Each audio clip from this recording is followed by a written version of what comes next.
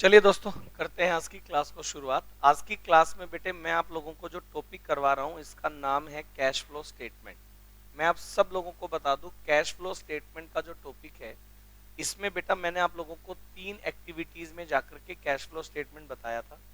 इसमें number 1 activity होती है cash from operating activity, number 2 activity होती है कैश फ्रॉम इन्वेस्टिंग एक्टिविटी, और नंबर 3 एक्टिविटी जो होती है वो हमारे पास होती है कैश फ्रॉम फिनेंशियल एक्टिविटीज। मैं आप लोगों को क्या बताने वाला हूँ, क्या करवाने वाला हूँ, ध्यान से आप मेरी बात को समझिएगा। बेटे कैश फ्लो स्टेटमेंट हम लोग जो ये डिस्कस करने वाले हैं, कैश फ्लो स्टेटमेंट का टॉपिक, तो कैश फ्लो स्टेटमेंट के इस टॉपिक में बेसिकली 3 एक्टिविटीज को लेकर के हम लोग बना के चलते हैं, cash from operating, cash from investing और कैश फ्रॉम फिनेंशियल।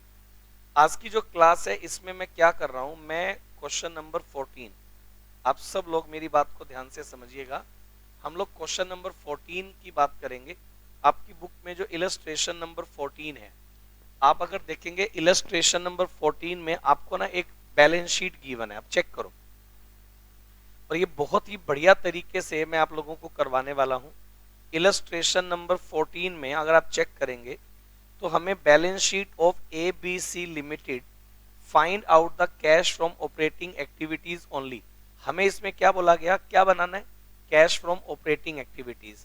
लेकिन मैं आप लोगों को पूरा कैश फ्लो स्टेटमेंट बना के दिखाऊंगा और कैश फ्लो स्टेटमेंट का अल्टीमेट रिजल्ट कैसे निकलता है मैं पूरा आपको बनाकर दिखाऊंगा। तो आप लोग एक काम करें, मेरे साथ नोटबुक में आप इस फॉर्मेट को ऐसे बनाएं। आप है ना इस फॉर्मेट को कैश फ्लो स्टेटमेंट, आप इसको ऐसे बनाओ, आप इसको बनाओ कैश फ्लो स्टेटमेंट। आप पूरी बात सुनिए ध्यान से, इसको बनाओ कैश फ्लो स्टेटमेंट। और हम लोग क्या करेंगे, कैश फ्लो स्टेटमेंट में 3 एक्टिविटीज में जाकर के आपका ये कैश फ्लो स्टेटमेंट बनेगा, जिसका बेटा ए पार्ट जो हमारे पास होगा उसे हम लोग नाम देंगे cash from operating activities.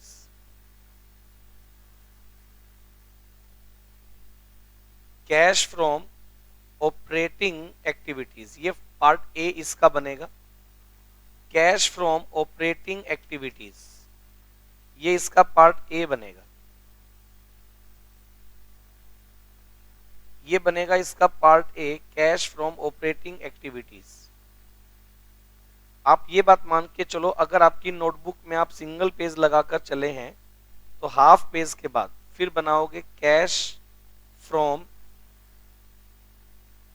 Investing activities. आप अपनी नोटबुक का हाफ पेज ऑपरेटिंग एक्टिविटी के लिए लगाएं और उसके बाद कैश फ्रॉम इन्वेस्टिंग एक्टिविटीज। ये जो बचा हुआ हाफ पेज होगा उसको आप 2 पार्ट्स में डिवाइड करें। कैश फ्रॉम इन्वेस्टिंग एक्टिविटीज, इसमें बहुत ज्यादा ट्रांजैक्शन नहीं होती हैं, इसीलिए आप 4 या 5 लाइन के लिए कैश फ्रॉम ऑपरेटिंग एक्टिविटी बना दें। और फिर थर्ड पार्ट जो आपका बनता है उसे हम लोग नाम बोलेंगे cash from financial activities. Cash from financial activities. अब अगर आपको कैश फ्लो स्टेटमेंट बहुत अच्छे से करना है तो जिस दिन मैंने वेरी फर्स्ट क्लास की थी आपको, तो मैंने आपको ये बताया था कौन सी एक्टिविटी ऑपरेटिंग होती है, कौन सी इन्वेस्टिंग होंगी और कौन सी फिनेंशियल होंगी। तो मैंने ना आपको एक टेबल या यूं कह लो कि पॉइंट नोट करवाए थे कि भाई ये ऑपरेटिंग एक्टिविटी के पार्ट हैं, ये इन्वेस्टिंग के पार्ट हैं, ये फिनेंशियल के पार्ट हैं। जैसे कि अगर आप कोई भी फिक्स एसेट को सेल या परचेज करते हो तो वो कौन सी एक्टिविटी का पार्ट है, इन्वेस्टिंग एक्टिविटी का पार्ट है। अगर कोई लोन आप लेते हो, शेयर इशू करते हो, डिवेंचर इशू करते हो, ये सब कौन सी एक्टिविटी का पार्ट है, फिनेंशियल एक्टिविटी का पार्ट है। तो मैं आपको क्या करवा रहा हूं, आप मेरी बात को सुनो ध्यान से। हम लोग क्या करेंगे बेटे, हम लोग स्टार्ट करेंगे इस क्वेश्चन को नेट प्रॉफिट के साथ। हम लोग क्वेश्चन को स्टार्ट करेंगे नेट प्रॉफिट के साथ। सब लोग पहले तो मेरे को ये वाली बात बताओ, नेट प्रॉफिट के साथ हम इसको स्टार्ट करेंगे इसमें बेटे ऐड हम लोग करते हैं first of all non cash item, हम लोग ऐड करते हैं नॉन कैश आइटम, और बेटे हम लोग लेस करते हैं नॉन ऑपरेटिंग इनकम। ऐड करते हैं नॉन कैश आइटम, लेस करते हैं non operating income. Non operating income इनको हम लोग लेस करते हैं। ठीक बात। यहां से हमारे पास जो वैल्यू निकल कर आएगी बेटे, नॉन ऑपरेटिंग इनकम को लेस करने के बाद जो वैल्यू हमारे पास यहां से कैलकुलेट होकर आएगी उसे हम लोग नाम देने वाले हैं net cash from operating activities. Net cash from operating activities before change in working capital. Before change in working capital. फिर उसमें ऐड हम लोग करते हैं डिक्रीज इन करंट एसेट। बेटे ऐड हम लोग करते हैं increase in current liability. Decrease in current asset add करेंगे, increase in current liability add करेंगे। और इनका रिवर्स, अगर मैं इनका रिवर्स लेस करूं तो इनका रिवर्स क्या होगा? इंक्रीज इन करंट एसेट, ये भी लेस होगा। और लेस करेंगे decrease in current liability. Decrease in current liability, इसको भी लेस करेंगे। इन सब बातों को ऐड लेस करने के बाद यहां से जो रिजल्ट आएगा उसे हम लोग नाम देंगे कैश फ्रॉम ऑपरेटिंग एक्टिविटीज का। फिर हम लोग बनाएंगे इन्वेस्टिंग, और फिर हम लोग बनाएंगे फिनेंशियल। आप सब बच्चे पहले तो मेरे को ये वाली बात बताओ, ये फॉर्मेट आपको क्लियर? मैंने कल जो क्लास की, मैंने प्रीवियस डे क्लास की, उससे प्रीवियस डे क्लास की, सब बार मैंने आपको हमेशा कैश फ्रॉम ऑपरेटिंग एक्टिविटी का जो स्क्रीन पर मैं फॉर्मेट आपको दिखा रहा हूं, यही वाला फॉर्मेट अगेन एंड अगेन मैंने आपको पढ़ाया है। उसके बाद बनेगा ऑपरेटिंग के बाद इन्वेस्टिंग एक्टिविटी, उसके बाद बनेगा फिनेंशियल एक्टिविटी। स्टैंडर्ड क्वेश्चन जो कैश फ्लो से आएगा मैं आज उसकी प्रैक्टिस करवा रहा हूं।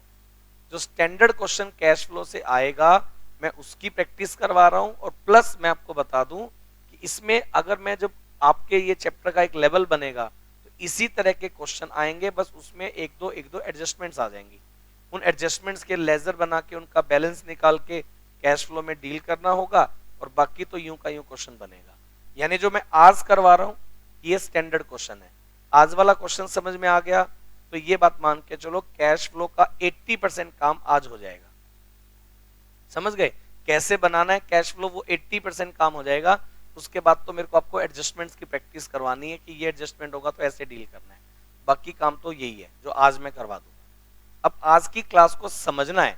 आज की क्लास में क्वेश्चन चाहे मैं 1 या 2 करवाऊं, लेकिन पहले इसको समझो कि मैं करवा कैसे रहा हूं। ठीक, क्वेश्चन को स्टार्ट करना है नेट प्रॉफिट के साथ। अब ये बताओ, क्वेश्चन में बैलेंस शीट गिवन है। पहले एक बार क्वेश्चन को रीडिंग कर लेते हैं। पढ़ो क्वेश्चन में क्या है। बैलेंस शीट में नंबर 1 आपके पास शेयर कैपिटल गिवन है। मिल गया क्या? बैलेंस शीट चेक करो क्वेश्चन में। अब आप क्या करेंगे, जो बैलेंस शीट है उसमें आप आगे आ जाओ। बैलेंस शीट की अगर मैं बात करूं शेयर कैपिटल, अच्छा एक बात देखना, 2016 और 17 2 इयर्स का डाटा है। 16 वाला डाटा पीछे है और 17 वाला डाटा आगे है। मतलब पहले हमें लेटेस्ट वाला दिया होता है, प्रीवियस ईयर का पीछे दिया है। अगर मैं बात करूं शेयर कैपिटल, ये फिगर ऐसे पढ़ी जाएगी, प्रीवियस ईयर में थी 30,000, करंट ईयर में है 35,000। पहले सब लोग मेरे को ये वाली बात बताओ, ये वाली बात क्लियर? उसके बाद अगली फिगर क्या है? Reserve and surplus. Reserve and surplus कितने से कितना हो रहा है ये बता दो। 3500 से 22,000 हो रहा है। सब लोग बताओ मिल गया क्या? 3500 से कितना हो रहा है बेटे? 22,000। और इन्होंने साथ में नोट नंबर 1 लिखा हुआ है। पहले ये बताओ, ये नोट नंबर 1 मिल गया? हाँ या ना? नोट नंबर 1 देखो नेक्स्ट पेज पर बना हुआ है। नोट नंबर 1 में जाके पढ़ो क्या है। एक तो इसमें जनरल रिजर्व है, कि 9500 से 15000 और एक इसमें पी एंड एल का बैलेंस है। चलिए कोई बात नहीं, उसको हम लोग भी पढ़ेंगे। वापिस से आ जाओ। वापिस से इन्होंने बैलेंस शीट में लिखी है figure long term borrowing. Long term borrowing के नाम पर 21 से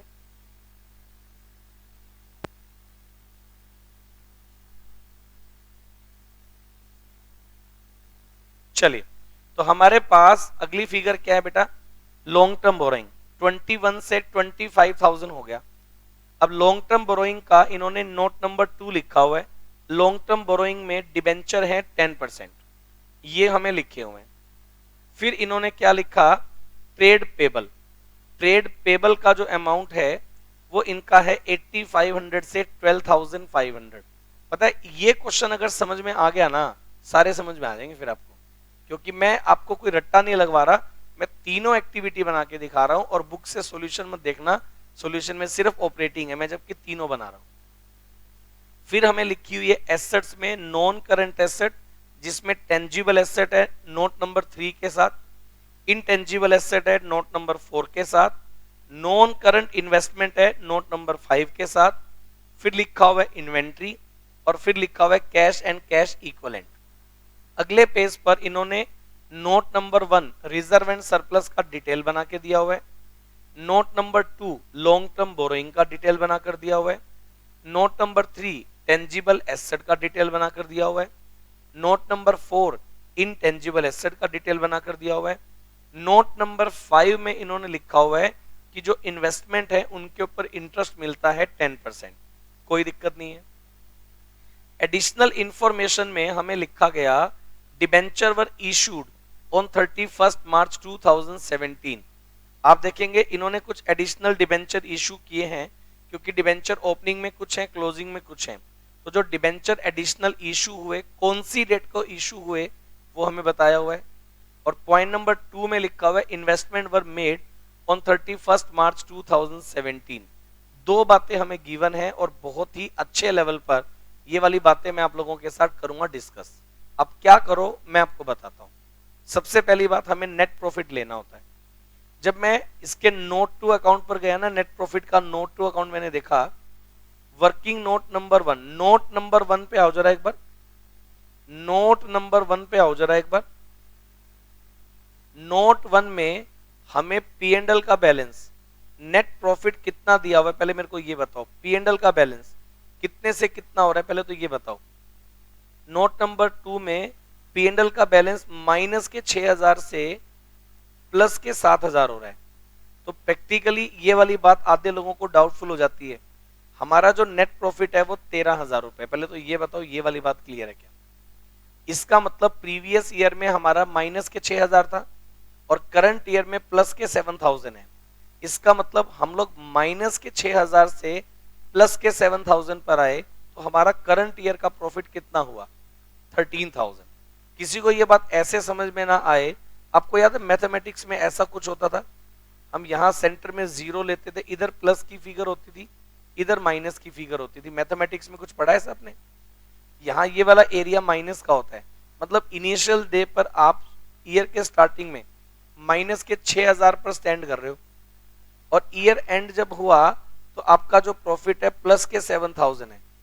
यानी कि आप माइनस के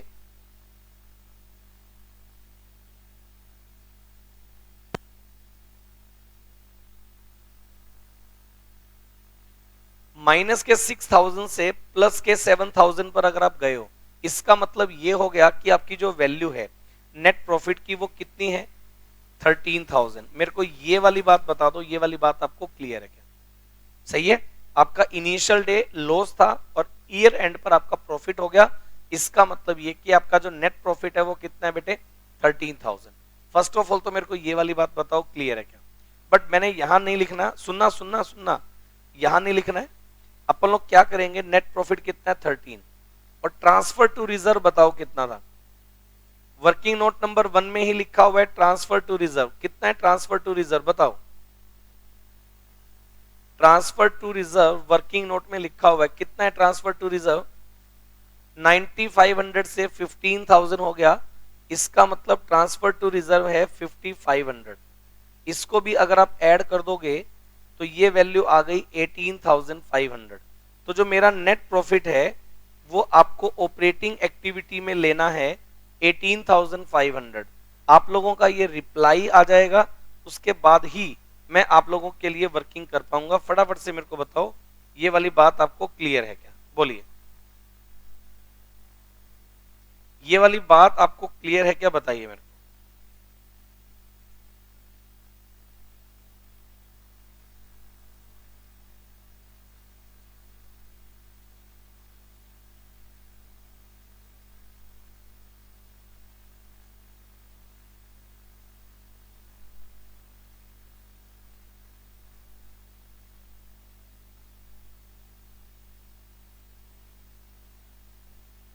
देखिए अगर आपका जो नेट प्रॉफिट है, नेट प्रॉफिट की वैल्यू आपके पास कितनी थी बेटे, 13,000, और ट्रांसफर टू रिजर्व है 5,500, तो ये वैल्यू आ गई हमारे पास 18,500। ये वैल्यू हमारे पास आ गई 18,500।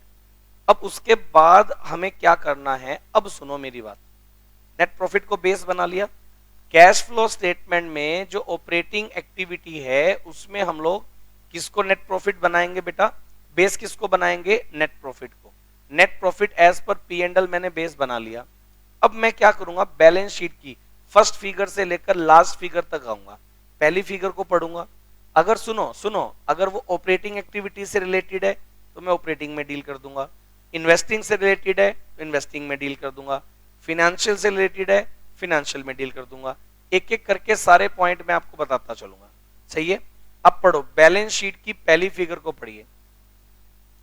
बैलेंस शीट की फर्स्ट फिगर क्या है बताओ जरा, शेयर कैपिटल कितने से कितना हो गया, फटाफट से बताओ। बैलेंस शीट की फर्स्ट फिगर है शेयर कैपिटल, 30 से 35 हो रही है, यस या नो। शेयर कैपिटल कौन सी एक्टिविटी का पार्ट होता है, पहले तो मेरे को ये बताओ, ऑपरेटिंग का, इन्वेस्टिंग का या फिनेंशियल का। फिनेंशियल एक्टिविटी का पार्ट होता है। शेयर इशू करना, एक बात बताओ, शेयर कैपिटल 30 से 35 हो गई, क्या मानते हो क्या हुआ, 5,000 जो इंक्रीज हुआ शेयर कैपिटल, क्यों इंक्रीज हुआ, क्या किया होगा आपने, शेयर इशू कर दिए होंगे। शेयर कैपिटल लास्ट ईयर 30 है, करंट ईयर में 35 है, दैट मींस आपने शेयर कैपिटल कितनी इशू कर दी, 5,000। 5,000 रुपए के जो शेयर इशू किए, इशू ऑफ शेयर कौन सी एक्टिविटी का पार्ट है, फिनेंशियल। अगर शेयर इशू करोगे तो आपके पास कैश का इनफ्लो होगा नहीं होगा, बेटा मैं आपको कुछ नया नहीं पढ़ा रहा, ये देखो स्क्रीन पर आओ, मैं आपको कुछ भी नया नहीं पढ़ा रहा, ये देखो आप,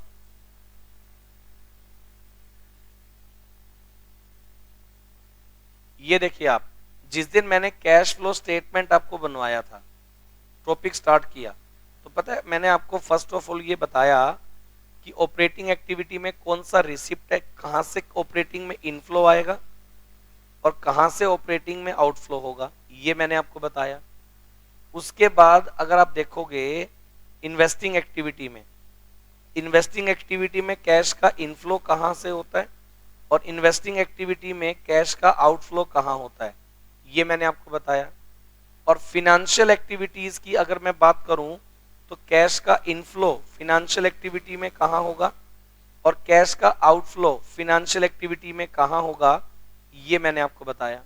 तो अगर आप देखोगे फिनेंशियल एक्टिविटी में शेयर इशू करके जो पैसे आते हैं, डिबेंचर इशू करके जो पैसा आएगा, लोन लेकर जो पैसा आएगा, या बैंक ओवरड्राफ्ट इंक्रीज करके जो अमाउंट आएगा, वो कौन सी एक्टिविटी का पार्ट है, फिनेंशियल एक्टिविटी। और इन्हीं का अगर हम पेमेंट करेंगे तो भी ये फिनेंशियल, इनसे पैसा आएगा तो प्लस, जाएगा तो माइनस।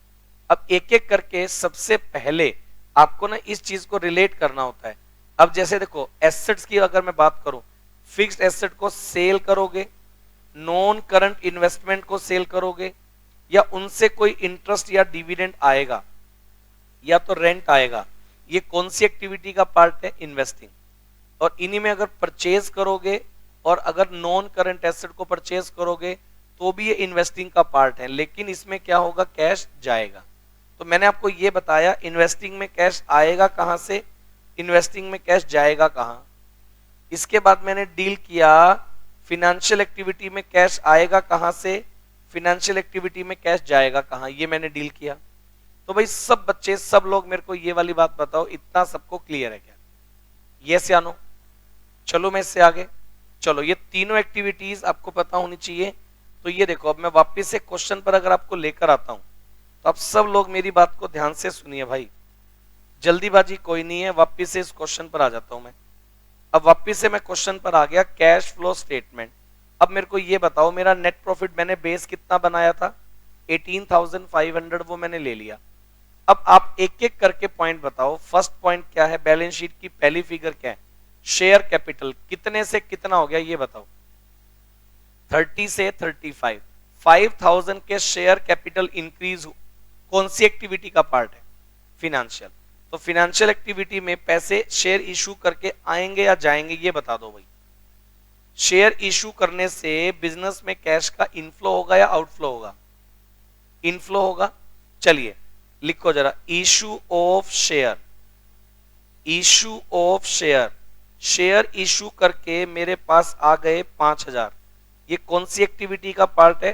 फिनेंशियल। तो फिनेंशियल एक्टिविटी में जाके मैंने लिखा 5,000 इशू ऑफ शेयर। अब सब बच्चे सब लोग मेरे को ये बताओ, ये वाली बात क्लियर है क्या? यस या नो?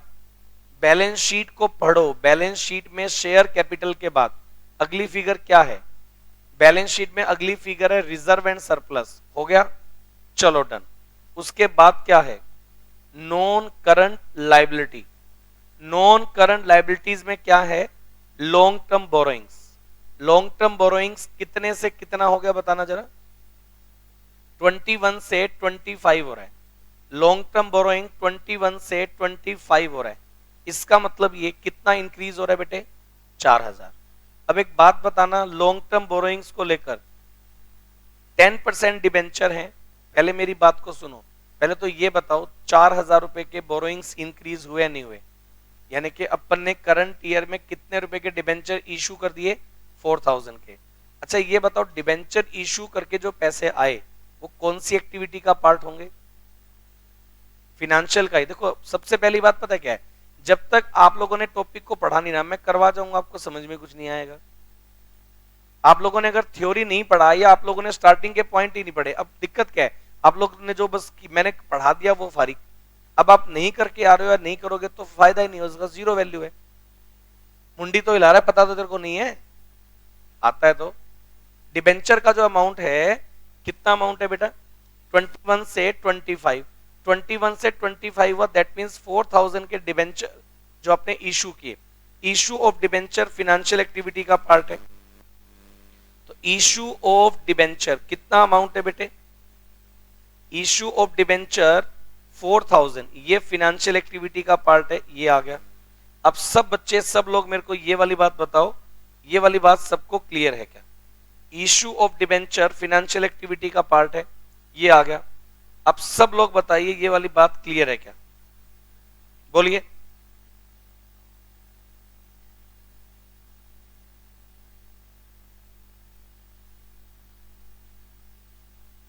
बताइए। इसके बाद अब एक बात और है, सुनो मेरी बात ध्यान से। डिबेंचर जो थे कितने रेट वाले थे?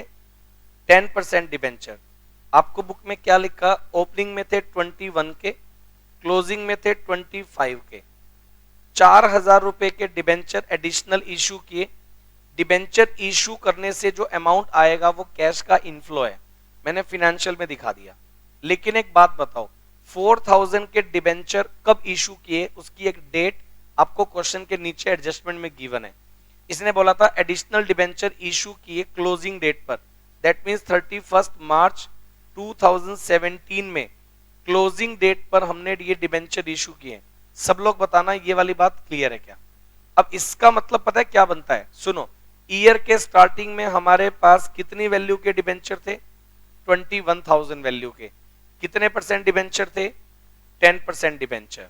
और पूरे साल 21,000 के डिबेंचर आउटस्टैंडिंग रहे हैं, क्योंकि जो एडिशनल डिबेंचर है वो कब इशू किए? लास्ट में। वो तो ठीक है, आ गया। लेकिन अगर मेरे को पूरे साल डिबेंचर के ऊपर इंटरेस्ट देना पड़ा होगा तो कितने डिबेंचर के ऊपर इंटरेस्ट देना पड़ा होगा? 21,000 का कितना परसेंट? 10%। कितना इंटरेस्ट देना पड़ा होगा? 2100। ये वाली बात बताओ क्लियर है नहीं है? इंटरेस्ट ऑन डिबेंचर कौन सी एक्टिविटी का पार्ट होता है? फिनेंशियल का। लेकिन जनरली हम लोग इंटरेस्ट ऑन डिबेंचर को पी एंड एल में से माइनस कर देते हैं। इसीलिए जो इंटरेस्ट ऑन डिबेंचर है उसके ऊपर एक चीज अंडरस्टूड होगी, लिखो। इंटरेस्ट ऑन डिबेंचर जो रहा होगा उसको हम लोग क्या करेंगे, इंटरेस्ट ऑन डिबेंचर को नॉन ऑपरेटिंग मानकर interest on debenture 2100 operating activity में तो हम लोग क्या कर देंगे, add. Interest on debenture operating activity में तो हम क्या करेंगे बेटे, ऐड। और फिनेंशियल एक्टिविटी में इंटरेस्ट ऑन डिबेंचर को हम करेंगे लेस। इंटरेस्ट ऑन डिबेंचर्स 2100 हमें देना पड़ा होगा। इंटरेस्ट ऑन डिबेंचर 2100 हमें देना पड़ा होगा, तो इंटरेस्ट ऑन डिबेंचर का अमाउंट 2100 यहां से हम लोग कर देंगे लेस। अब सब बच्चे सब लोग ये वाली बात बताओ, ये वाली बात कुछ समझ में आई क्या? डिबेंचर है तो इंटरेस्ट भी देना पड़ा होगा, इंटरेस्ट हमने दिया होगा तो पी एंड एल से राइट ऑफ किया होगा, जबकि interest on debenture operating expense नहीं होता, इसलिए ऊपर ऑपरेटिंग में तो मैंने कर दिया बेटे ऐड, और फिनेंशियल एक्टिविटीज में जाकर के मैंने उसको कर दिया लेस, ये मान करके कि वो कौन सी एक्टिविटी का पार्ट है, फिनेंशियल एक्टिविटी का पार्ट है। सब लोग बता दो ये वाली बात क्लियर क्या? आगे बढ़ते हैं। इतना काम करने के बाद आप वापस से चेक करो अगली फिगर आपके पास क्या है, वापस से चेक करो अगली फिगर क्या है, चेक करो अगली फिगर क्या है। अगर हम लोग चेक करते हैं तो अगली फिगर हमारे पास लॉन्ग टर्म बोरोइंग्स के बाद है ट्रेड पेबल्स। बताओ जरा ट्रेड पेबल क्या होता है? करंट लायबिलिटी होता है। ट्रेड पेबल का अमाउंट कितने से कितना हुआ ये बताओ। ट्रेड पेबल का अमाउंट 8500 से 12500 हो गया। 8500 से 12500 होने का मतलब 4000 रुपए का अमाउंट हमारा जो ट्रेड पेबल है वो इंक्रीज हुआ है। यस या no? Trade payable current liability है या नहीं है बता दो। अब करंट लायबिलिटी इंक्रीज होगी तो कौन सी एक्टिविटी का पार्ट है? करंट लायबिलिटी का जो इंपैक्ट है वो ऑपरेटिंग एक्टिविटी में आया था, याद है क्या? Increase in current liability. Trade payables 8500 से कितना हो रहा है बेटे? 8500 से 12500 हो रहा है, यानी कि 4000 रुपए का अमाउंट ट्रेड पेबल में जाकर के ऐड हो जाएगा। ये वाली बात आप बता दो, ये वाली बात आपको क्लियर है क्या? चलो मैं इससे आगे आइए। इतना काम करने के बाद ट्रेड पेबल के बाद फिर हमारे पास आ जाओ एसेट साइड में। एसेट साइड में पहली फिगर क्या है बताओ जरा? Tangible assets. एसेट साइड में पहली फिगर क्या है बेटे आपके पास? Tangible assets. बताओ जरा टेंजिबल एसेट्स के नाम पर क्या अमाउंट है आपके पास? टेंजिबल एसेट 32 से 41 हो रहा है, लेकिन उसका एक नोट टू अकाउंट नंबर 3 लिखा हुआ है। नोट नंबर 3 पर आ जाओ भाई। नोट नंबर 3 में जाके मैंने देखा मशीनरी 41 से 54 हो रही है, और उसका जो प्रोविजन वो 9000 से 13 हो रहा है। तो इसका मतलब पता है क्या करना है? सुनो, इसका मतलब हमें ये करना है कि मशीनरी का अमाउंट अगर 41 से 54 हो रहा है तो इसका मतलब ये कि 13000 रुपए की जो मशीनरी है वो हमने क्या की थी बेटा? परचेज। सही बात है ना? ओपनिंग में मशीनरी कितने की थी? 41। क्लोजिंग में कितने की है? 54। 13000 की मशीनरी इंक्रीज हुई या नहीं हुई मेरे को ये बता दो। अब 13000 की जो मशीनरी इंक्रीज हुई उसको आप क्या मानोगे? मशीनरी जो इंक्रीज हुई है वो किस वजह से हुई है? परचेज करने की वजह से। मशीनरी अगर परचेज करोगे तो कौन सी एक्टिविटी का पार्ट है बताओ जरा? मशीनरी परचेज करोगे कौन सी एक्टिविटी का पार्ट है? इन्वेस्टिंग। लिखो जरा, परचेज ऑफ इन्वेस्टिंग एक्टिविटी में परचेज ऑफ मशीनरी। अगर आप मशीनरी करेंगे कितना पार्ट? परचेज ऑफ मशीनरी 13000, ये अमाउंट आ गया आपका इधर। ये वाली बात बता दो क्लियर है क्या? मशीनरी अगर परचेज करोगे कौन सी एक्टिविटी का पार्ट है? इन्वेस्टिंग। इन्वेस्टिंग में माइनस की फिगर आएगी, जो माइनस की फिगर होगी उसको मैं ब्रैकेट में ले लूंगा।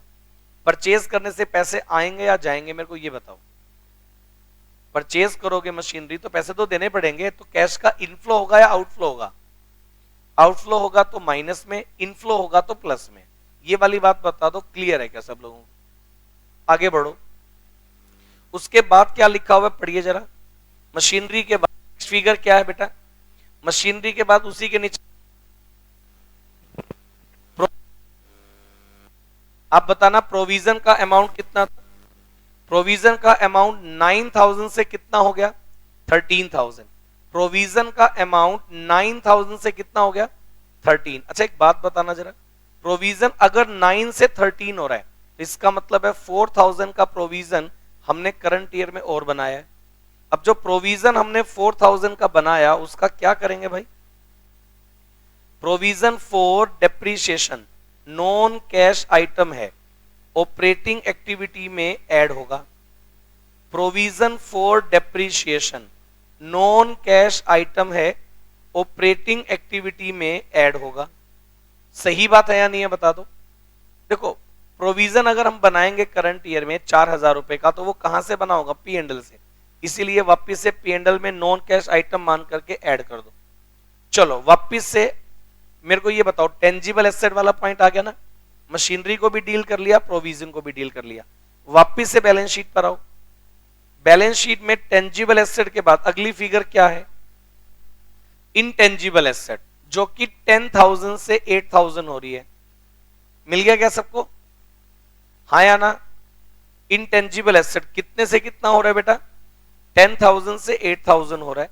और जरा देखकर बताओ इनटेंजिबल एसेट की डिटेल में क्या है, नीचे वर्किंग नोट में चेक करो। इनटेंजिबल एसेट में क्या फिगर है? गुडविल। गुडविल कितने से कितना हो रहा है? 10 से 8 हो रहा है। तो गुडविल अगर डिक्रीज होती है तो दो बातें हो सकती हैं, या तो वो सेल हुई हो या तो वो रिटर्न ऑफ हुई हो।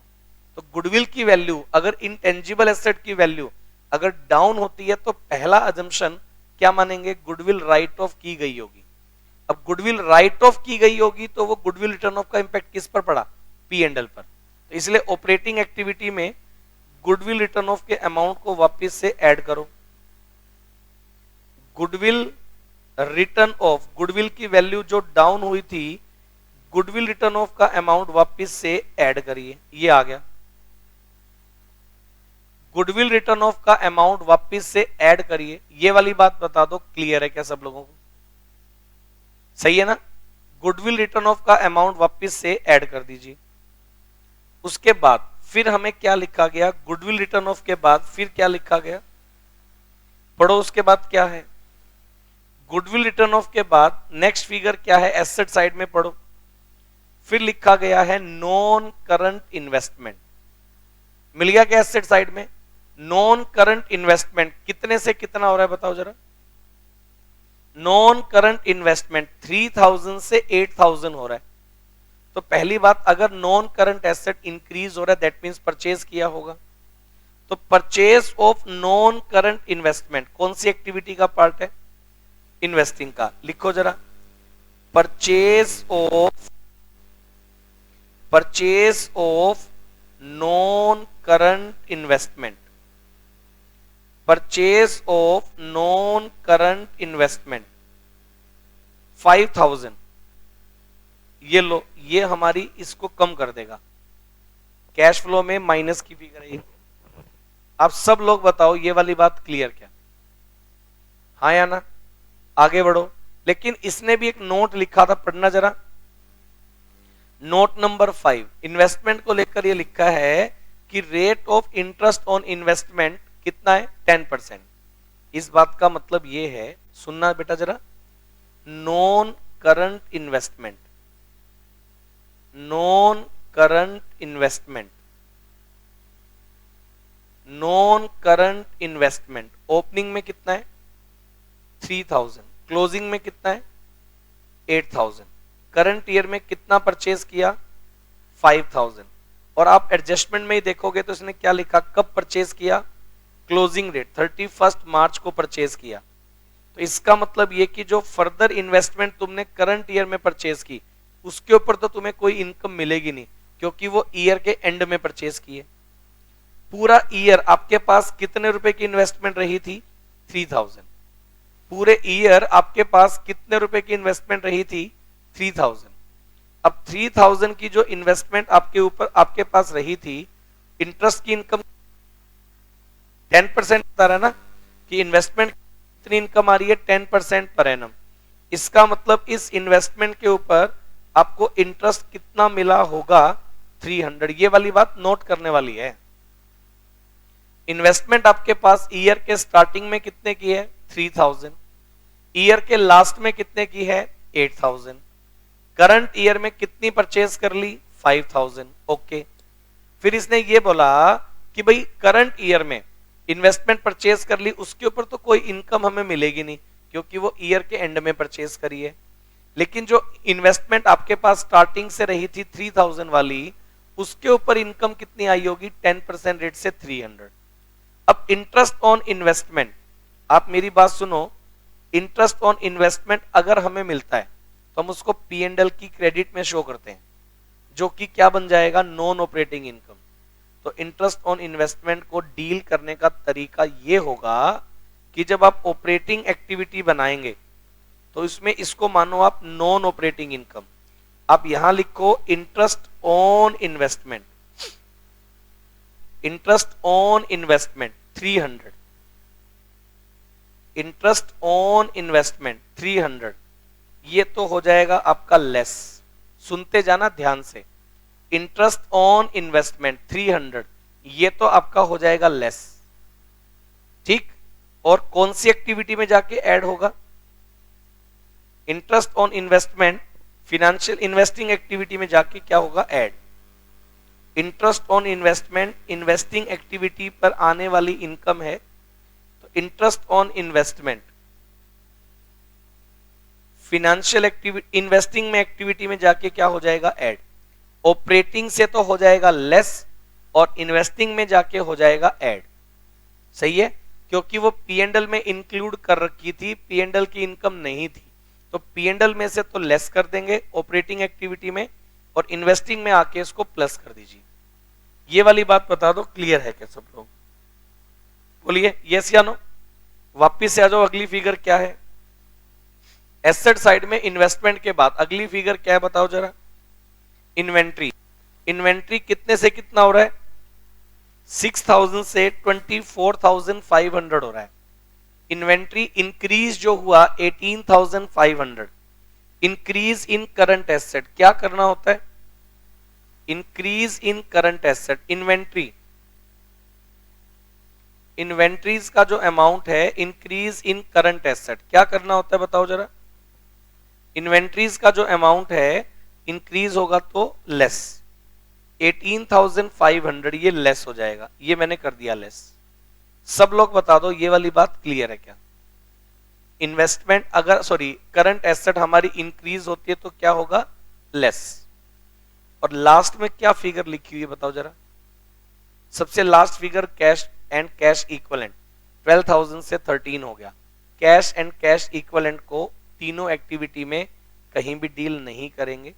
अब मैंने जितनी बातें थी, जितने पॉइंट थे, सब डील कर दिए। पहले मेरे को ये वाली बात बताओ, इतना क्लियर है? अब मैं पता है इसको क्वेश्चन को मैच करके दिखा रहा हूं, कैसे ये मैच होगा ये देखना जरा। नेट प्रॉफिट है 18,500 plus interest on debenture plus provision for depreciation plus goodwill return of minus 300 interest on investment. ये वैल्यू आएगी 26,300। सब बच्चे पहले मेरे को ये वाली बात बताओ, इतना क्लियर? इससे आगे बढ़ रहा हूं अभी मैं। इतना काम करने के बाद ये सब बातें और एडलेस करके इसका नेट रिजल्ट आएगा 26,300 माइनस 18,000, तो ये नेट वैल्यू आ गई 11,800। सब लोग मेरे को पहले ये बता दो ये वाली बात क्लियर है क्या? हाँ या ना? ये वैल्यू आ गई 11,800। ये वैल्यू आ गई हमारे पास कौन सी एक्टिविटी का रिजल्ट आ गया? ये कौन सी एक्टिविटी का रिजल्ट आ गया? 11,800। ये ऑपरेटिंग एक्टिविटी का रिजल्ट आ गया। मतलब ये कि इस साल ऑपरेटिंग एक्टिविटी से हमारे पास 11,800 का इनफ्लो हुआ है। यस या नो? आगे बढ़ते हैं। उसके बाद है इन्वेस्टिंग एक्टिविटी। इन्वेस्टिंग एक्टिविटी का रिजल्ट क्या है, ये देखो आप जरा। इनफ्लो आउटफ्लो हुआ 13 और 5, इनफ्लो हुआ 300, 18,000 का आउटफ्लो का इनफ्लो, कुल मिलाकर 17,700। ये माइनस की फिगर है, मतलब कैश आउटफ्लो हो रहा है। 17,700 माइनस की फिगर है, इसका मतलब कैश आउटफ्लो हो रहा है।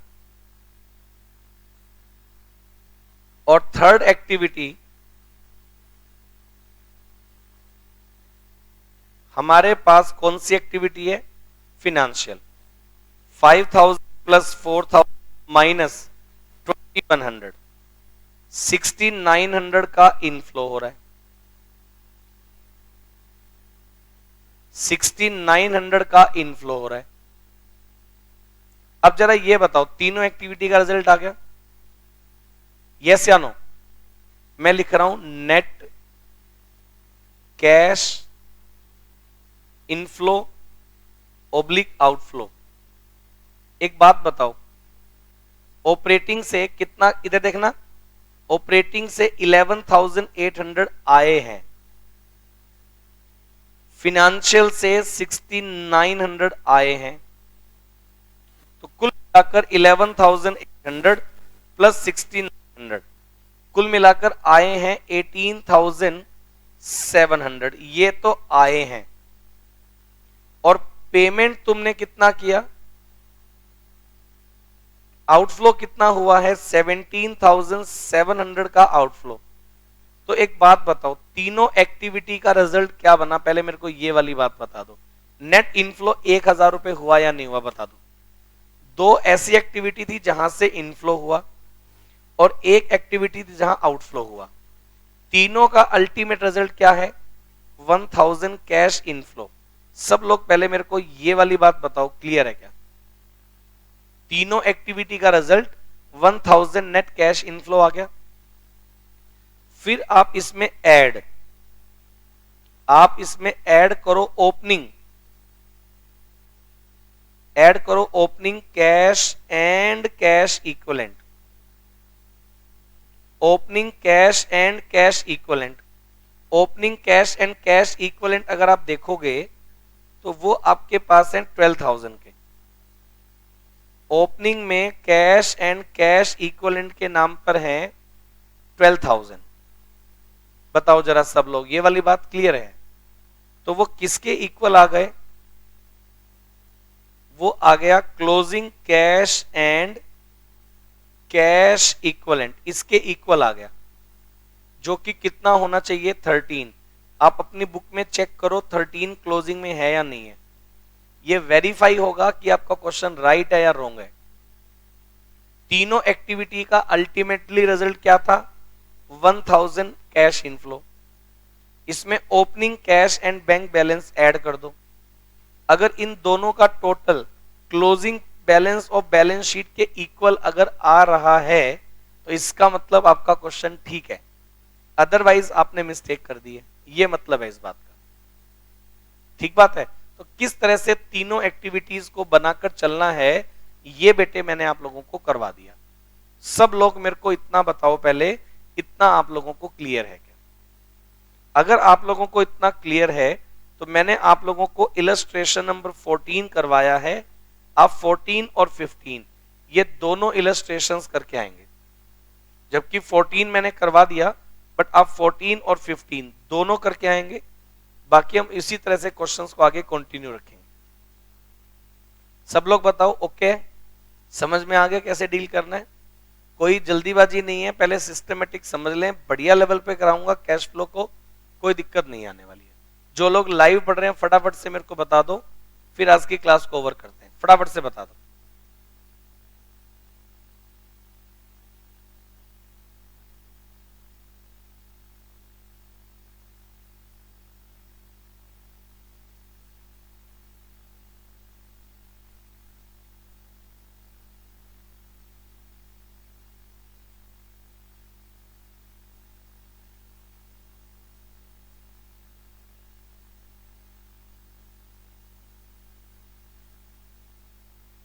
चलिए फिर ठीक है, इतना करके चलो, बाकी अगली क्लास में फिर हम लोग लेकर चलेंगे।